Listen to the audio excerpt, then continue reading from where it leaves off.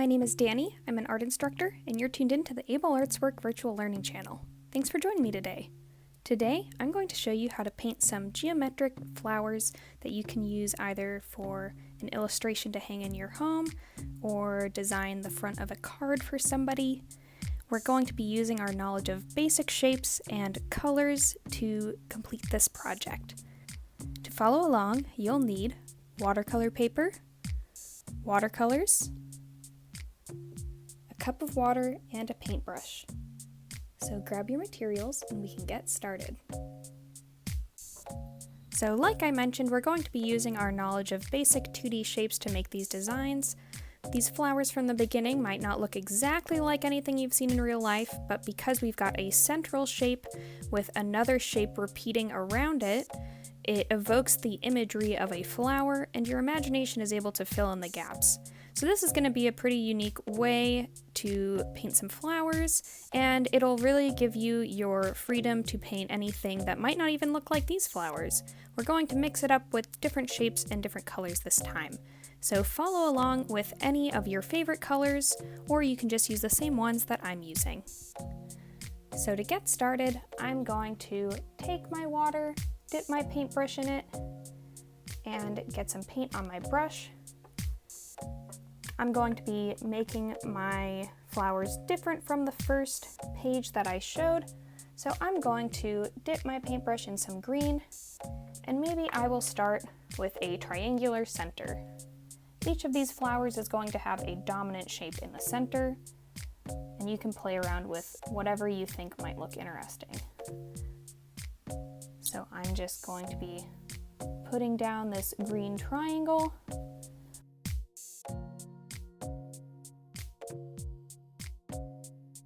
So I'm going to dip my paintbrush in some water again, and I think I'll get some yellow on my brush. Yellow and green are good pals. And I'm going to make little circular petals going all around the sides here.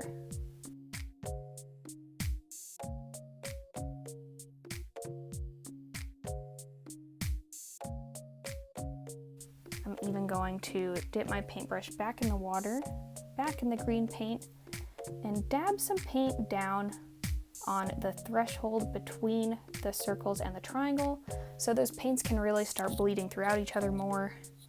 You can always guide the paint with your brush with some water added to it. It'll start pushing the colors around. You can even outline them if you want to make them more defined. Don't be afraid to really get in there and move some shapes and colors around. So we've got our first flower complete. For my next one, I'm going to clean off my brush in the water, and I'm going to add a different color and a different shape this time. I think that I could do a flower that incorporates this red-orange for the center. Maybe this time I'll do a diamond in the center. If you want to do different shapes and different colors, absolutely go for it. There's no wrong way to explore when you're doing a fun painting activity.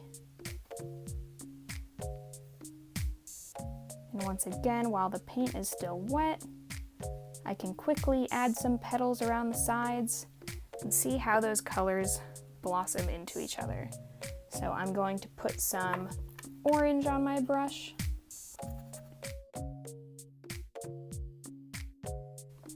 And I think I could even add diamond petals to this one, even if the center is a diamond. That could look pretty cool and balanced. So I will add a diamond to each of the central diamond's points.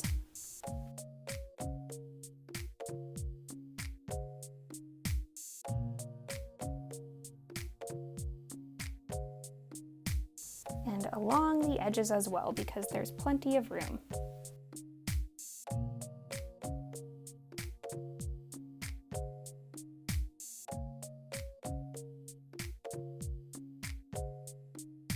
And again, you can get those colors to play with each other more by adding some more water to your brush, more paint, and dabbing the paint along those thresholds of the petals.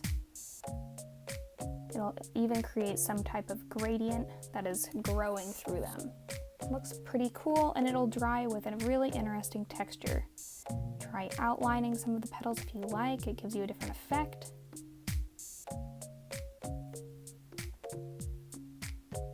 And let's move on to our next one. So I'm gonna look here and see what colors and shapes I haven't used yet. There's no pressure to make every single one different, but just for an exercise in design, I'm gonna try to use as many shapes and colors as possible. So I see that I've used red and orange, green and yellow. So I think for this next one, I'll use some purples and blues, maybe some colors in between. So again, dipping my paintbrush in the water. I think I'll start with a blue center. And I think I will go with a square.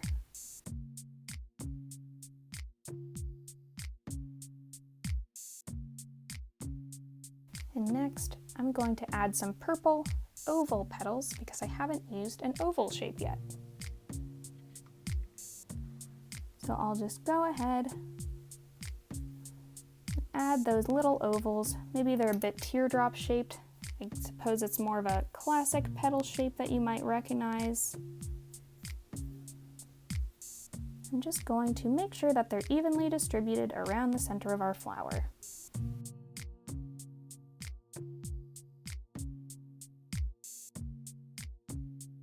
Great. Lastly, I haven't done a circular center yet, so I think I'll give that a shot. Maybe I'll go with a yellow center.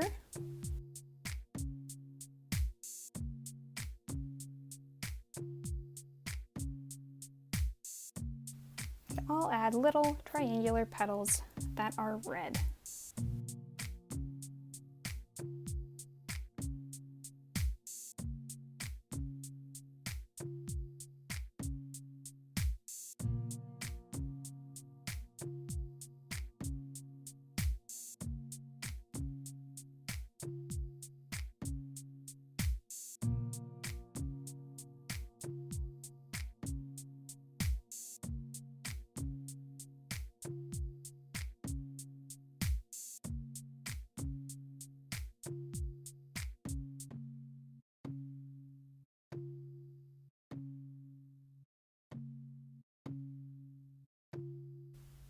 Great!